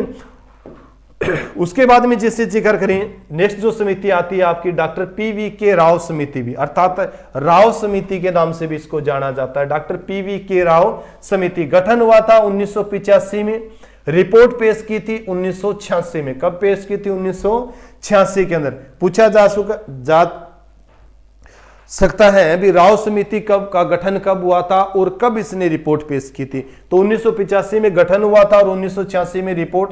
ग्रामीण विकास एवं गरीबी उन्मूलन हेतु उपयुक्त प्रशासनिक व्यवस्था की सिफारिश के लिए योजना आयोग की सिफारिश पर इस समिति का गठन किया गया था। यानी ग्रामीण विकास एवं गरीबी उन्मूलन, गांव का विकास करना और गरीबी का उन्मूलन अर्थात गरीबी हटाने हेतु उपयुक्त प्रशासनिक व्यवस्था की सिफारिश के लिए योजना आयोग की सिफारिश पर, किसकी सिफारिश पर? योजना आयोग की सिफारिश पर इस समिति का क्या किया गया था? गठन किया गया था। ठीक है भी। इस समिति ने अनुसूचित जाति, अनुसूचित जनजाति, महिलाओं के लिए आरक्षण की बात कही थी भी। पूछा जा सकता है भी किस समिति ने SC ST और महिलाओं के आरक्षण की जो बात की थी? तो ये राव समिति थी भी। कौन थी? आपकी राव समिति। ठीक है भी। तो SC ST और महिलाओं के आरक्षण की इसने क्या की थी? बात की थी भी। और इस समिति ने वित्त आयोग के गठन और पंचायतों के कार्यकाल 5 वर्ष के करने की भी क्या की थी? सिफारिश की थी। यानी वित्त आयोग के गठन और पंचायतों का कार्यकाल 5 वर्ष करने की जो सिफारिश की थी, वो भी किस समिति ने की थी? राव समिति ने की थी भी। किस समिति ने की थी? राव समिति ने। ठीक है भी। इस समिति ने पंचायती राज के 4 स्तर का सुझाव दिया था भी। 3 दिया एक ने, फिर 2 दिया अशोक मेहता ने, बलवंत राय मेहता ने 3, फिर अशोक मेहता ने 2, और राव समिति ने क्या है? 4 स्तर बताए हैं भी। क्या बताए हैं? 4 स्तर। राज्य स्तर पर राज्य विकास परिषद होती है, जिला स्तर पर जिला परिषद, मंडल स्तर पर मंडल पंचायत, और ग्राम स्तर पर क्या है? ग्राम पंचायत भी। ठीक है भी। ये चारों के चारों भी आपको पढ़ना है। इस समिति के सुझाव को भी क्या कर दिया था? अस्वीकार कर दिया। 3 समितियां आपने पढ़ी है। बलवंत राय मेहता समिति है, अशोक मेहता समिति है, राव समिति है। अशोक मेहता जो आपकी बलवंत राय मेहता समिति जो है उसको स्वीकार किया गया था। 2 जो समितियां उनको अस्वीकार कर दिया गया था। ठीक है भी। जो उनके सुझाव दिए थे ना उन सुझावों को माना नहीं गया भी। उसके बाद में डॉक्टर LM सिंघवी समिति भी इंपॉर्टेंट है, बहुत इंपॉर्टेंट है। डॉक्टर LM सिंघवी समिति गठन हुआ था 16 जून 1986 को। कब गठन हुआ? 16 जून 1986 को। भारत सरकार के ग्रामीण विकास विभाग द्वारा डॉक्टर लक्ष्मीमल सिंघवी LM सिंघवी की अध्यक्षता में इस समिति का क्या किया गया था? गठन किया गया था। ठीक है भी। ग्रामीण विकास जो विभाग है ना भारत सरकार के, जो ग्रामीण विकास विभाग, इस विभाग के द्वारा इसका क्या किया गया था? गठन किया गया था। उसके बाद में जिसे जिक्र करते हैं ना, इस समिति ने पंचायतों को आर्थिक रूप से आत्मनिर्भर बनाने के लिए भी, ठीक है भी, यानी इस समिति ने पंचायतों को आर्थिक रूप से आत्मनिर्भर बनाने व पंचायतों के पुनर्गठन की सिफारिशें की थी भी। ठीक है भी। और इसी समिति ने पंचायती राज संस्थाओं को सुनिश्चित करने हेतु संवैधानिक संशोधन का क्या दिया था? सुझाव दिया था भी। इनमें समय समय पर क्या होना चाहिए? संवैधानिक संशोधन भी होने चाहिए। ये सुझाव इसने दिया था। इसी समिति के द्वारा कई गांवों को मिलाकर न्याय पंचायतों का गठन करने की भी सिफारिश की गई थी। इसी समिति के आधार पर सर्वप्रथम राजीव गांधी ने महिलाओं को 33% स्थानीय स्वशासन में भागीदारी दिलाई थी भी। ठीक है भी। यानी इसी समिति जो ML जो सिंघवी समिति है, इसी समिति के आधार पर सबसे पहले राजीव गांधी, मैंने कई बार आपको बताया है, भारत में कंप्यूटर की क्रांति लाने वाले जो थे वो आपके थे भारत के सबसे युवा प्रधानमंत्री राजीव गांधी थे। भी कौन थे?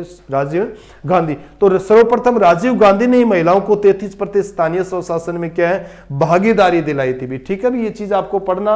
राजीव गांधी के बारे में मैंने बहुत बार आपको बताया है। भी इनकी मृत्यु हो गई थी कहां पर? 21 मई 1991 में। 21 मई 1991 को कहां पर हुई थी? पेरम्बूर तमिलनाडु में। मैंने कई बार आपको बताया मानव बम द्वारा इनको उड़ा दिया गया था और उनकी हत्या की जो साजिश की थी वो किसने की थी? LTT, liberation tiger Tamil alum.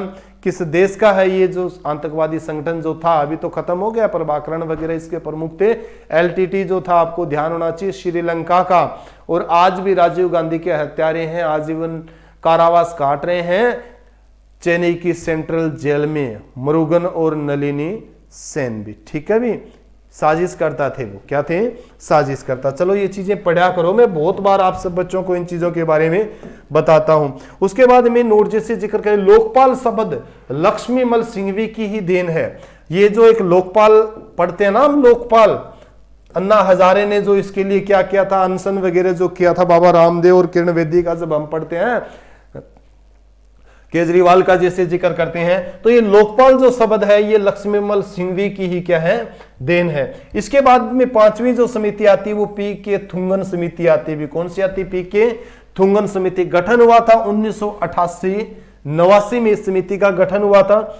इस समिति ने पंचायती राज को शक्तिशाली बनाने के लिए संवैधानिक दर्जा दिलाने की क्या की थी? सिफारिश। बहुत इंपॉर्टेंट है, संवैधानिक दर्जा दिलाने की सिफारिश किस समिति ने की थी? तो पी के थुंगन समिति ने की थी। कब गठन हुआ था? 1988 और 89 के अंदर। इंपॉर्टेंट है। और इसी समिति के आधार पर फिर आपको ध्यान होना चाहिए, पंचायती राज को उसको संवैधानिक दर्जा दिया गया था। क्या दिया गया था? संवैधानिक दर्जा दिया गया था।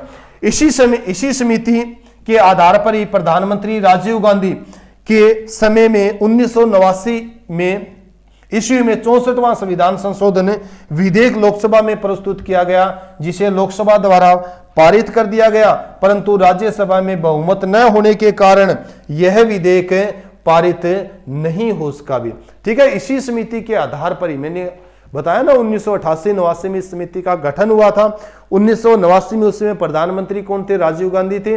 राजीव गांधी क्या है? विधेयक लेके आए और लोकसभा में तो क्या था? बहुमत था, तो लोकसभा में तो पास हो गया, परंतु राज्यसभा में बहुमत न होने के कारण वो पास नहीं हो सका और एक कानून नहीं बन सका, अर्थात संवैधानिक दर्जा उसको नहीं दिया जा सका। बाद में जैसे जिक्र करते हैं 1992-93 में हम पढ़ेंगे, आगे बताऊंगा उस चीज के बारे में। पीवी नरसिम्हा राव के सरकार में क्या मिला था? इसको संवैधानिक दर्जा मिला था। क्या मिला था? संवैधानिक दर्जा मिला था।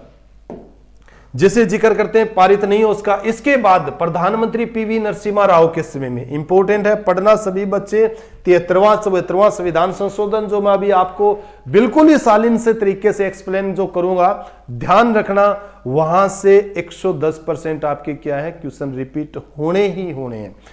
ठीक है, इसके बाद में प्रधानमंत्री पीवी नरसिम्हा राव के समय 73वां संविधान संशोधन विधेयक संसद में लाया गया, जिसे लोकसभा में 22 दिसंबर 1992 को भी, ठीक है भी, 1992 तथा राज्यसभा में 23 दिसंबर 1992 को पारित किया गया और 20 अप्रैल 1993 को राष्ट्रपति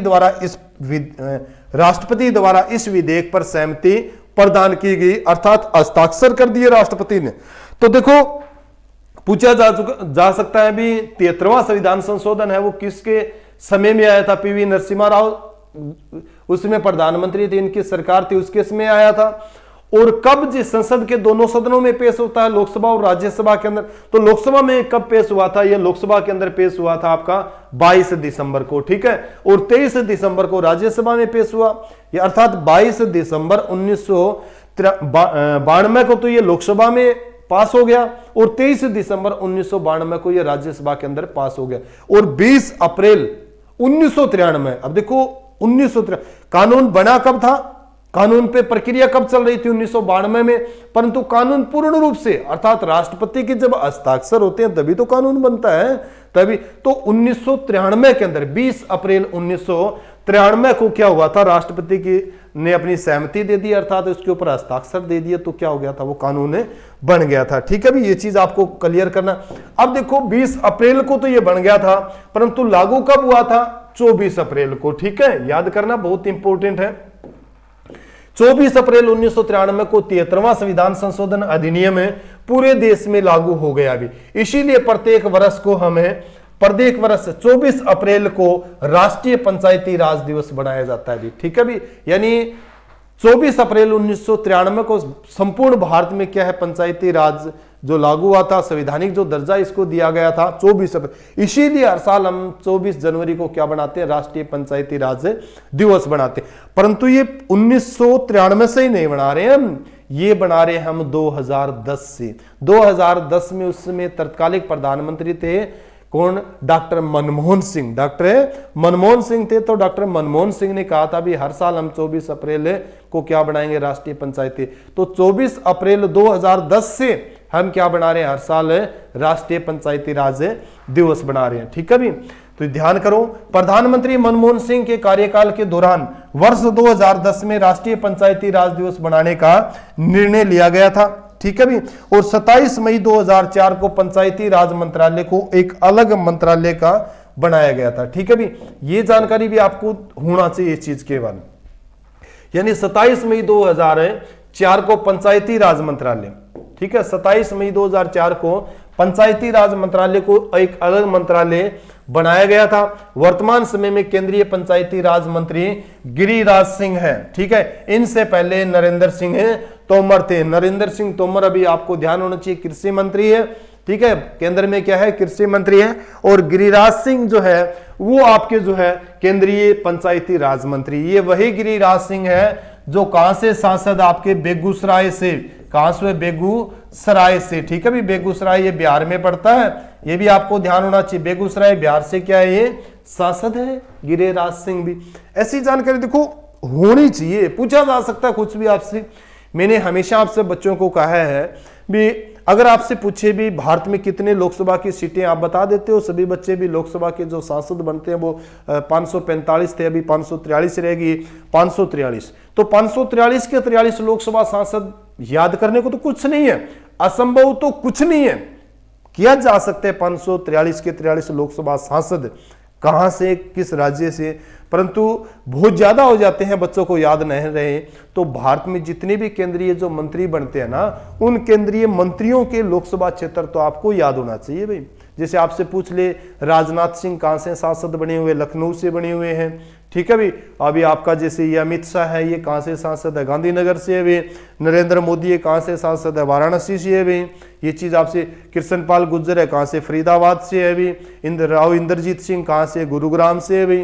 केंद्रीय जो मंत्री जो है, तो केंद्रीय मंत्रियों का तो आप याद कर सकते हो, 543 आप सांसद नहीं याद कर सकते, तो कोशिश करनी चाहिए भी। करते करते अभ्यास जड़मती हो सुजान।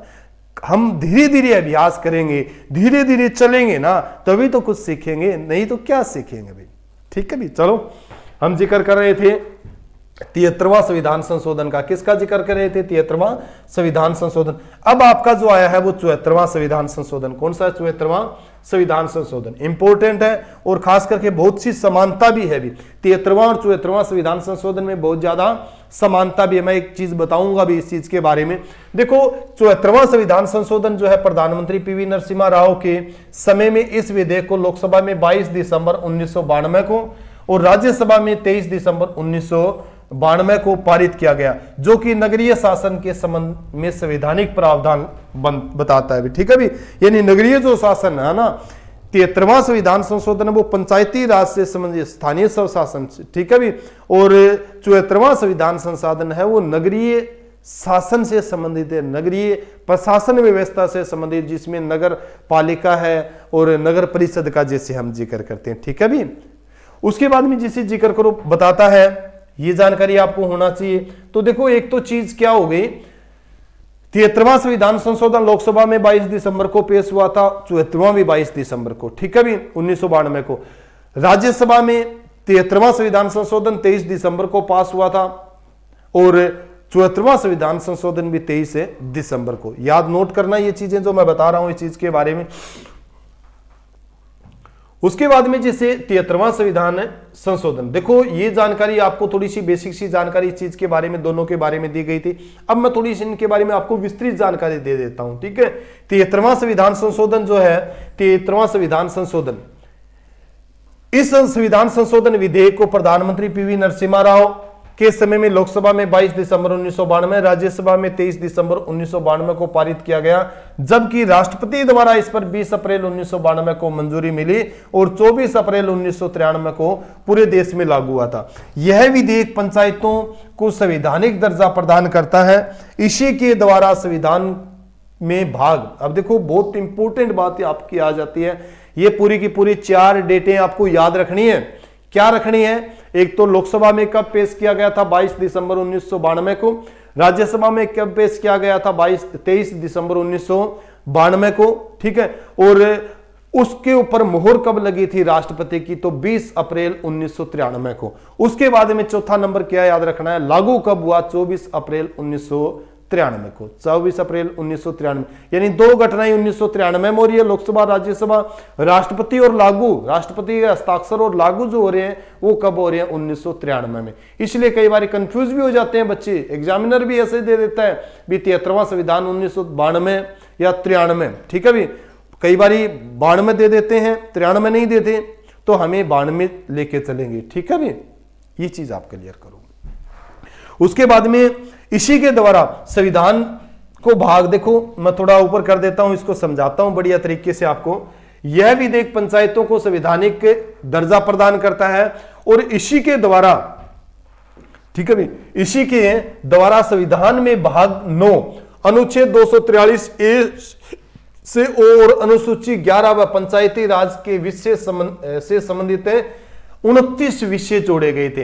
अब एक तो क्या जोड़ा गया था, भाग 9 जोड़ा गया था। भारतीय संविधान के अंदर कौन सा भाग जोड़ा गया था, 9 जोड़ा गया था। उसमें अनुच्छेद 243 है ना, उसमें ए से ओ तक वो किससे संबंधित है, आपके पंचायती राज से संबंधित है। उसके बाद में एक अनुसूची जोड़ी गई थी, कौन सी अनुसूची, 11वीं अनुसूची भी, कौन सी अनुसूची जोड़ी गई थी, 11वीं। और पंचायती राज से संबंधित कितने विषय जोड़े गए थे, 29 विषय पूछे गए, ये पीछे भी अब भी पूछे जाएंगे आपके 29 विषय। ये 11वीं अनुसूची आपको क्या याद करना है, एक तो 9 जो भारतीय संविधान का भाग नंबर 9 याद करना है। अनुच्छेद 243 में ए से लेके ओ तक आपको याद करना है, पंचायती राज से संबंधित किस अनुसूची में इसका वर्णन है, अर्थात कौन सी अनुसूची जोड़ी गई थी भारतीय संविधान के अंदर, 11वीं अनुसूची।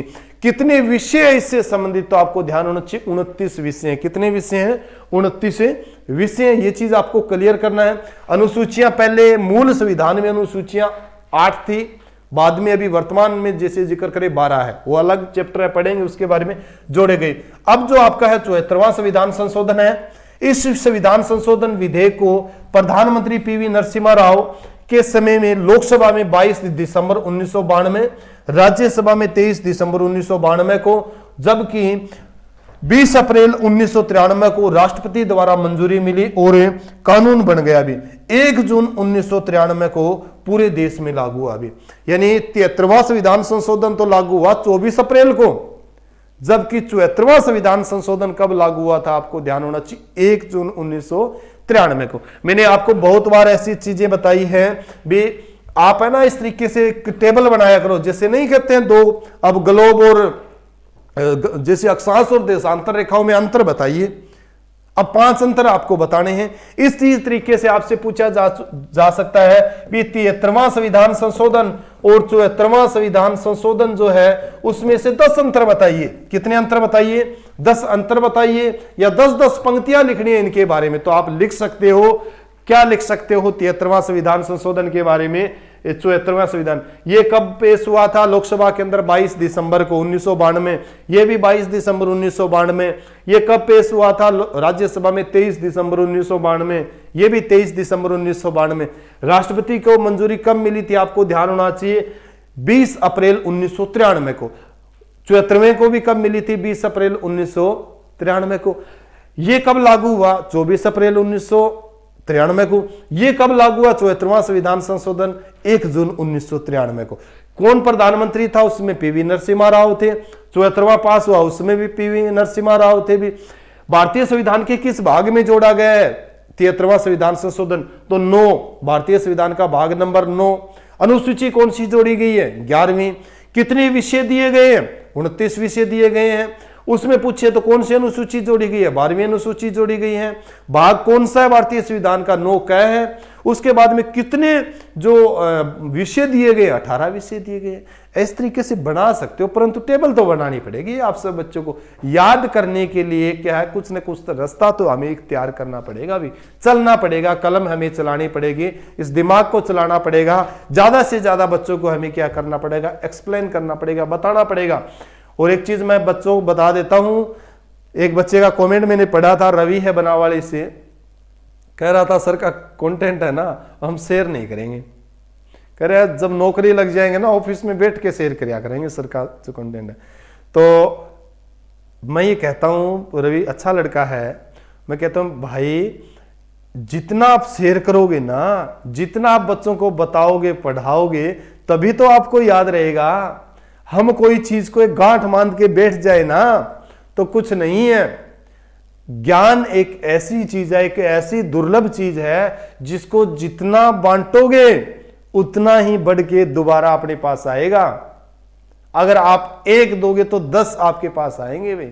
चलो मैं बात कर रहा था किसके बारे में? 74वां संविधान संशोधन के बारे में। तो ये लागू हुआ था 1 जून 1993 को, ठीक है भी, पूरे देश में लागू कर दिया। ये विधेयक नगर पालिकाओं को संवैधानिक दर्जा प्रदान करता है, ठीक है भी। यह जो विधेयक है नगर पालिकाओं को संवैधानिक दर्जा प्रदान करता है। इसी के द्वारा संविधान के भाग 9A अनुच्छेद 243 से लेकर Z इंपोर्टेंट है। और अनुसूची 12वीं जोड़ी गई थी। शहरी निकाय से संबंधित 18 विषय जोड़े गए थे भी। शहरी निकाय से संबंधित कितने विषय जोड़े गए थे?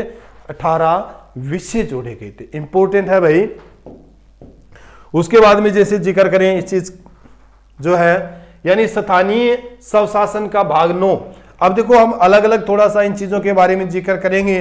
जो मैंने बताया ना ए से लेके ओ तक का जो जिक्र किया था 243 अनुच्छेद 243 में, तो आपको ध्यान ही होना चाहिए उस चीज के बारे में भी। 243A में क्या है, B में क्या है, C में क्या है, D में क्या है, पूछा जा सकता है। इसमें परिभाषा का जैसे जिक्र करते हैं, योग्यताओं का जैसे जिक्र करेंगे, कार्यकाल का जैसे हमें जिक्र करेंगे। तो भारतीय स्थानीय स्वशासन का भाग नंबर है 9। अनुच्छेद 243 में क्या जिक्र किया है? परिभाषा दी हुई है भी। क्या दी है? पंचायती राज की परिभाषा दी हुई है। अनुच्छेद 243A में राज्य के विधानमंडल को अधिकार है, राज्य के विधानमंडल को जो क्या दिया गया? अधिकार दिया गया है कि वह पंचायतों के गठन करे और उन्हें कार्य एवं शक्तियां प्रदान करें। अनुच्छेद 243B में भारत में त्रिस्तरीय पंचायती राज व्यवस्था का प्रावधान करता है। अर्थात 243 में तो क्या याद करोगे? परिभाषा दी हुई है। 243A में अगर आप पढ़ोगे तो राज्य का जो विधानसभा विधानमंडल है उसको अधिकार दिया गया है भी, राज्य के अंदर वो क्या है? विधानसभा का गठन करें, पंचायतों का विधानसभा क्या पंचायतों का गठन करें और उन्हें कार्य व शक्तियां प्रदान करे भी, ठीक है। इसीलिए हम नहीं पढ़ते भी ग्राम पंचायत जो है, अब ग्राम पंचायतों का गठन कर दिया जाता है। ये किसके अधिकार क्षेत्र में आते हैं? विधानसभा के भी, विधानमंडल के भी, ठीक है भी, विधान मंडल। अब अनुच्छेद 243B में भारत में त्रिस्तरीय पंचायती राज व्यवस्था का प्रावधान करता है भी, ठीक है भी। ग्राम स्तर पर ग्राम पंचायत में पहले ही पढ़ा चुका हूं इस चीज के बारे में भी। ग्राम स्तर पर ग्राम पंचायत होगी, मध्यम स्तर पर क्या होगी? आपकी पंचायत समिति अर्थात मंडल पंचायत कहेंगे इसको, क्या कहेंगे? मंडल पंचायत। और जिला स्तर पर क्या होगी? आपकी जिला पंचायत। क्या होगी? जिला पंचायत अर्थात जिला परिषद, ठीक है भी। नोट उस राज्य में जिसकी जनसंख्या 20 लाख से कम है, याद करना भाई, उस राज्य में जिसकी जनसंख्या 20 लाख से कम है वहां मध्यम स्तर पर पंचायतों का गठन करना आवश्यक नहीं है, ठीक है भी। मध्यम स्तर अर्थात मंडल जो मध्यम जो पंचायत है, मंडल जो पंचायत है उसका गठन करना जरूरी नहीं है भी, ठीक है भी। अनुच्छेद 243C में पंचायतों की संरचना के बारे में उल्लेखित है। अनुच्छेद 243D में पंचायतों में आरक्षण से संबंधित है, ठीक है भी। अनुसूचित जाति एवं अनुसूचित जनजाति के लिए आरक्षण, महिलाओं के लिए 1/3 आरक्षण का क्या है? प्रावधान किया गया है भारतीय संविधान के अनुच्छेद 243D में। क्या है? डी। पढ़ना ये चीज भी पूरी की पूरी जानकारी। अनुच्छेद 243E में पंचायतों का कार्यकाल दिया हुआ है भी। क्या है? अनुच्छेद 243 से ई का जैसे जिक्र करें तो ये पंचायतों के कार्यकाल, ठीक है भी। और खासकर पंचायतों के कार्यकाल का जब हम जिक्र करते हैं तो उनका कार्यकाल कितने वर्ष का होता है? 5 वर्ष का। पहली मीटिंग से लेके 5 वर्ष तक का क्या होता है? उनका कार्यकाल होता है। जानकारी मिल जाएगी पूरी की पूरी आपको, ठीक है। जैसे सभी सतर की पंचायतों का कार्यकाल प्रथम है 70 से 5 वर्ष तक। मैंने बात कह चुका हूं, यदि किसी कारणवश पंचायत अध्यक्ष का पद रिक्त हो जाता है तो अधिकतम 6 माह के अंदर उस पद को भरा जाना जरूरी है भी, ठीक है भी। ये चीज भी बहुत इंपॉर्टेंट है भी, किसी कारणवश से पद रिक्त हो जाता है अध्यक्ष का, अर्थात सरपंच का पद खाली हो जाता है तो उसको 6 महीने के अंदर अंदर भरा जाना जरूरी है भी, ठीक है भी। ये चीज भी आप क्लियर करो। उसके बाद में जैसे जिक्र करते हैं भारतीय संविधान के अनुच्छेद 243 एफ का जिक्र करें तो एफ में क्या दी हुई है? सदस्यों के लिए योग्यताएं दी हुई है भी सदस्यों को, यानी अनुच्छेद 243 एफ सदस्यता के लिए अयोग्यताएं। न्यूनतम आयु 21 वर्ष भी। न्यूनतम आयु कितनी होनी चाहिए? 21 वर्ष होनी चाहिए। वोट डालने की आयु तो 18 वर्ष है, परंतु गांव का सरपंच बनने के लिए और पंच बनने के लिए कितनी उम्र चाहिए? 21 वर्ष। कितनी होनी चाहिए? 21 वर्ष। लोकसभा का सदस्य बनने अर्थात प्रधानमंत्री बनने के लिए भी 25 वर्ष चाहिए भी। राज्यसभा का सदस्य बनने अर्थात राष्ट्रपति बनने के लिए, उपराष्ट्रपति बनने के लिए भी योग्यता कितनी होनी चाहिए? 35 वर्ष भी, ठीक है भी। आयु का जैसे जिक्र करते हैं इस चीज के बारे में तो बहुत इंपॉर्टेंट है, याद करो वो चीजें भी। तो न्यूनतम आयु 21 वर्ष होनी चाहिए। नोट, ग्राम पंचायत का अध्यक्ष बनने के लिए न्यूनतम आयु 21 वर्ष है, परंतु वोट डालने की आयु 18 वर्ष है, क्योंकि पहले वोट डालने की जो आयु है वो 21 वर्ष थी, लेकिन तत्कालिक प्रधानमंत्री राजीव गांधी के समय में 1989 में 61वां संविधान संशोधन के तहत वोट डालने की आयु 21 से घटाकर 18 वर्ष कर दी गई थी भी। बहुत बार ये क्वेश्चन, बहुत क्या सैकड़ों बार ये क्वेश्चन आपका रिपीट हुआ है भी। 61वां संविधान संशोधन कब हुआ था? 1989 में। उस समय भारत के प्रधानमंत्री कौन थे? उस समय भारत के प्रधानमंत्री राजीव गांधी थे। और क्या किया गया था इसमें भी? 61वें संविधान संशोधन में 21 वर्ष से घटाकर 18 वर्ष उम्र की गई थी। किसके लिए? मतदान करने के लिए। किसके लिए? मतदान करने के लिए। तो ये चीज पढ़ा करो भाई, इंपॉर्टेंट है। उसके बाद में पढ़े भारतीय संविधान का अनुच्छेद 243 जी, पंचायतों की शक्तियां और प्राधिकार उल्लेखित है इसमें भी, ठीक है भी। 243 जी में पंचायतों की शक्तियां और प्राधिकार उल्लेखित है। 243 एच में कर अधिरोपित करने की शक्तियां हैं। अनुच्छेद 243 आई में वित्त आयोग के गठन का प्रावधान है। अनुच्छेद 243 जे में पंचायतों की लेखों की परीक्षा है। अनुच्छेद 243 के में राज्य निर्वाचन आयोग के गठन का प्रावधान है। अनुच्छेद 243 एल में संघ राज्य क्षेत्रों में लागू होना है। और अनुच्छेद 243 ओ में पंचायतों के चुनाव संबंधित विवाद विषय पर न्यायालय के हस्तक्षेप पर रोक लगाई गई है भी। क्या लगाई गई है? रोक लगाई गई है। इंपॉर्टेंट है पढ़ना। उसके बाद में पढ़ेंगे नगर पालिकाएं, अनुच्छेद 243, ठीक है भी। 74वां संविधान संशोधन का जैसे जिक्र करते हैं तो नगर पालिकाएं अनुच्छेद 243 पी से लेके जेड तक है। अनुच्छेद 243 पी में क्या दी हुई है? परिभाषा दी हुई है भी। क्या दी हुई है? परिभाषा, ठीक है भी। यानी नगर पालिकाओं से संबंधित, नगरीय शासन से संबंधित परिभाषाएं जो आप पढ़ोगे ना वो किस में पढ़ोगे? अनुच्छेद 243 से पी में, ठीक है भी। और पंचायती राज से संबंधित अगर परिभाषा आप पढ़ोगे तो वो किस में मिलेगी? भारतीय संविधान के अनुच्छेद 243 में भी, ठीक है भी। उसके बाद में अनुच्छेद 243 क्यू में नगर पालिकाओं का गठन है। अनुच्छेद 243 आर में नगर पालिकाओं की संरचना है। किसकी संरचना है? नगर पालिकाओं की संरचना है। उसके बाद में अनुच्छेद 243 एस में, अनुच्छेद 243 एस में वार्ड समितियां इत्यादि का गठन संरचना है। नोट, वार्ड प्रत्येक नगर पालिका क्षेत्र को प्रादेशिक निर्वाचन क्षेत्रों में विभाजित किया जाएगा जिसे वार्ड कहा जाएगा, ठीक है। पढ़ लेना, बहुत इंपॉर्टेंट है। उसके बाद में अनुच्छेद 243 टी में सीटों का आरक्षण है। सीटों का क्या है? आरक्षण है। नोट, नगर पालिका में अध्यक्ष पद के आरक्षण संबंधित प्रावधान राज्य विधानमंडल को दिया गया भी। किसको दिया गया? राज्य विधानमंडल में। विधानसभा का जैसे जिक्र किया था पहले ही। अनुच्छेद 243 यू अनुच्छेद 243 यू में नगर पालिकाओं का कार्यकाल दिया हुआ है और नगर पालिकाओं की अवधि भी पंचायतों के समान प्रथम सत्र से 5 वर्ष तक होती है, भी 5 वर्ष तक होती है। अनुच्छेद 243 में सदस्यों के लिए अयोग्यताएं हैं भी, और अनुच्छेद 243 डब्ल्यू में नगर पालिकाओं की शक्तियां प्राधिकार है और नगर पालिकाओं को 12वीं अनुसूची में कार्य एवं कर्तव्य से संबंधित 18 विषय दिए गए हैं भी, ठीक है भी। तो नगर पालिकाओं को 12वीं अनुसूची में स्थान दिया गया है और कितने विषय दिए गए, 18 विषय। एक चीज मैं बताता हूं, आप सब बच्चों को नोट्स बना लेना इस तरीके से, ठीक है। 243 जैसे आप पढ़ते हो ना, अनुच्छेद 243, ठीक है, ए से लेके ओ तक है, और 243 से पी से लेके जैसे जेड तक आप पढ़ोगे तो ये चीज आप यहाँ योग्यताएं लिखोगे। योग्यताएं किसमें दी हुई है, परिभाषा का वर्णन किसमें है, उसके बाद में कार्यकाल क्या है, ठीक है भी। कार्य जैसे आप लिखोगे क्या दी हुई, उसके सामने अनुच्छेद आप लिख के याद कर सकते हो, कोई दिक्कत वाली बात नहीं है, पर करना तो पड़ेगा भाई, मेहनत तो करनी पड़ेगी बेटा सभी को। तो हम जिक्र कर रहे थे अनुच्छेद 200 अनुसूची का जैसे जिक्र किया था, उसके बाद में जैसे जिक्र करते इस चीज के बारे में, मणिपुर, दिल्ली और मेघालय, कई ऐसे राज्य हैं जिसमें नहीं है भी।